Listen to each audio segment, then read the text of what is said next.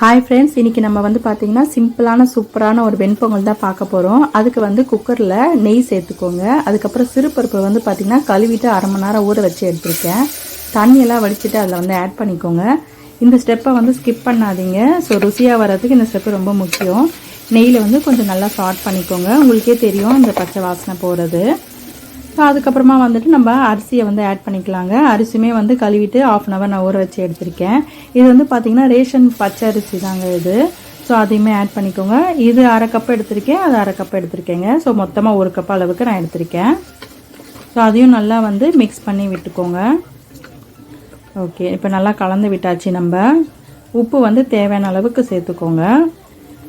நம்ம எந்த கப்பில் வந்துட்டு பருப்பு அரிசியும் எடுக்கிறோமோ அதே கப்பில் தான் நம்ம தண்ணியும் ஆட் பண்ணணுங்க.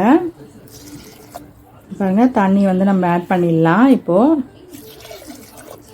தண்ணி வந்து ஆட் பண்ணிவிட்டு நம்ம மூடி போட்டுட்டு நல்லா வந்துட்டு வேக விட்டுடலாம். இப்போ நல்லா கலந்து விட்டுக்கோங்க. உப்பு இன்னும் கொஞ்சம் தேவைன்னா கூட நம்ம வந்து ஆட் பண்ணிக்கலாங்க. ஓகே, இப்போ மூடி வச்சு நம்ம நல்லா வேக வச்சுக்கலாங்க. நான் வந்து பார்த்தீங்கன்னா ஹை ஃப்ளேம்லேயே தான் வந்துட்டு ஒரு 4-5 விசில் விட்டு எடுத்துக்கிட்டாங்க. ஸோ நல்லா சாஃப்டாக வெந்துருச்சு. அதுக்குள்ளே வந்து நம்ம தாளிச்சிக்கலாம். அந்த ப்ரெஷர் போகிறதுக்குள்ளே பேனில் வந்து நெய் சேர்த்துக்கோங்க, ஜீரகம் சேர்த்துக்கோங்க. ஜீரகம் நல்லா பொரிஞ்சிட்டே வரும்போது மிளகு சேர்த்துக்கோங்க. ஓகே, மிளகும் நல்லா பொரிஞ்சிட்டே வருது பாருங்கள். ஸோ இந்த இடத்துல வந்துட்டு நம்ம மற்ற திங்ஸ்லாம் சேர்த்துக்கலாம். பச்சை மிளகாய் சேர்த்துக்கோங்க, முந்திரி, இஞ்சி, அதுக்கப்புறமா வந்து கறிவேப்பிலை சேர்த்துக்கோங்க. ஸோ கொஞ்சம் நல்லா வந்து சாட் பண்ணிக்கோங்க. அடுப்பு வந்து மீடியமில் வைங்க, ஃபுல்லாக வைக்காதீங்க, மேலே தெரிக்கும். ஸோ அந்த முந்திரியோட கலர் வந்து கொஞ்சம் நம்மளுக்கு சேஞ்ச் ஆகிட்டே வருது பாருங்கள். ரொம்ப கொஞ்சம் பச்சையாக இருக்கிறதோட அந்த லைட் கலர் வரும்போது தாங்க நல்லா டேஸ்ட்டாக இருக்கும் நம்ம அதை கடிச்சு சாப்பிடும்போது. இப்போ நல்லா ப்ரெஷர்லாம் போயிடுச்சு பாருங்கள். இப்போ ஓப்பன் பண்ணி பார்த்துடலாம். நம்ம நல்லா சாஃப்டாக வெந்திருக்கு பாருங்கள், கரெக்டாக வெந்திருக்கு. நல்லா வந்து அந்த கரண்டிலே வந்து நல்லா ஸ்மாஷ் பண்ணிக்கோங்க. இன்னும் கூட நல்லா சாஃப்டாகிடும் உங்களுக்கு. ஸோ இந்த ஸ்டெப்பெல்லாம் வந்து மிஸ் பண்ணாமல் கரெக்டான அளவுகளோடு நான் கொடுத்துருக்கேன். மறக்காமல் இதை உங்கள் வீட்டில் செஞ்சு பாருங்கள்.